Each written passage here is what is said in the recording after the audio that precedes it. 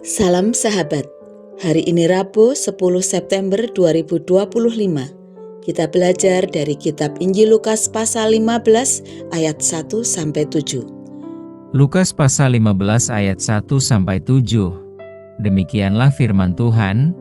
Para pemungut cukai dan orang-orang berdosa biasanya datang kepada Yesus untuk mendengarkan Dia. Maka bersungut-sungutlah orang-orang Farisi dan ahli-ahli Taurat. Katanya, Ia menerima orang-orang berdosa dan makan bersama-sama dengan mereka. Lalu Ia mengatakan perumpamaan ini kepada mereka. Siapakah di antara kamu yang mempunyai 100 ekor domba? Dan jikalau ia kehilangan seekor di antaranya, tidak meninggalkan yang 99 ekor di padang gurun dan pergi mencari yang sesat itu sampai ia menemukannya? Dan kalau ia telah menemukannya, ia meletakkannya di atas bahunya dengan gembira. Dan setibanya di rumah ia memanggil sahabat-sahabat dan tetangga-tetangganya serta berkata kepada mereka, "Bersukacitalah bersama-sama dengan aku. Sebab dombaku yang hilang itu telah kutemukan." Aku berkata kepadamu, demikian juga akan ada sukacita di sorga karena satu orang berdosa yang bertobat, lebih daripada sukacita karena 99 orang benar yang tidak memerlukan pertobatan. Tema kita, kasih yang melampaui batas.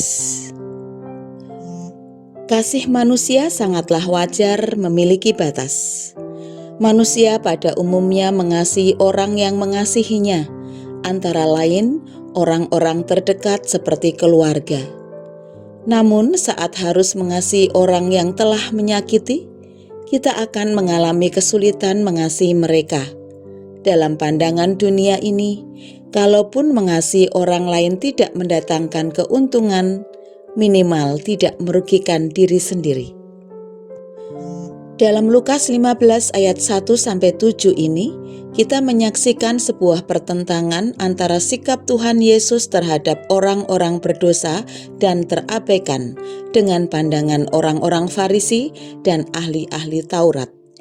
Bagi orang-orang Farisi dan ahli-ahli Taurat, menjaga kekudusan atau kebersihan diri dengan tidak berdekatan dengan orang-orang berdosa dan orang-orang yang dianggap tidak layak di masyarakat adalah hal yang utama. Mereka lebih risau kalau mereka tidak tahir secara fisik daripada tidak mempraktekkan kasih kepada sesama.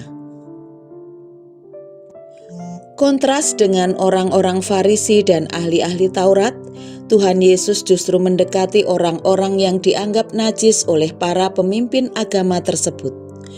Tuhan Yesus bergaul dengan orang-orang berdosa, termasuk pemungut cukai, dan Ia sama sekali mengabaikan sungut-sungut mereka terhadap pergaulan dengan kalangan tertentu. Tuhan Yesus datang untuk menawarkan keselamatan kepada orang berdosa, untuk menunjukkan bahwa Allah mengasihi mereka. Tuhan Yesus tidak peduli terhadap tuduhan-tuduhan orang-orang Farisi dan ahli-ahli Taurat yang penuh dengan kemunafikan. Sebaliknya, Ia terus mendatangi orang-orang yang membutuhkannya tanpa memperdulikan dampak dari orang-orang yang ditolak ini terhadap reputasinya. Kasih yang dilakukan Tuhan Yesus melampaui batas-batas yang dibuat oleh manusia. Kasih-Nya mampu menjangkau semua orang dan menembus semua lapisan dan golongan yang seringkali membatasi kasih kita. Bagaimanapun kita telah jatuh atau merasa sangat tidak layak, ingatlah bahwa kasih Kristus tidak terbatas. Percayalah dan alamilah betapa indahnya kasih Kristus. Mari kita berdoa.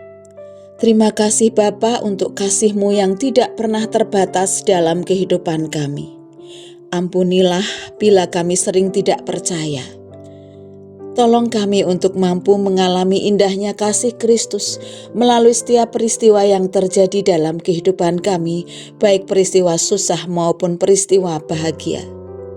Kami mau serahkan hidup kami sepenuhnya ke dalam tangan kasih-Mu. Di dalam nama Tuhan Yesus Kristus, kami sambut hari ini. Amin.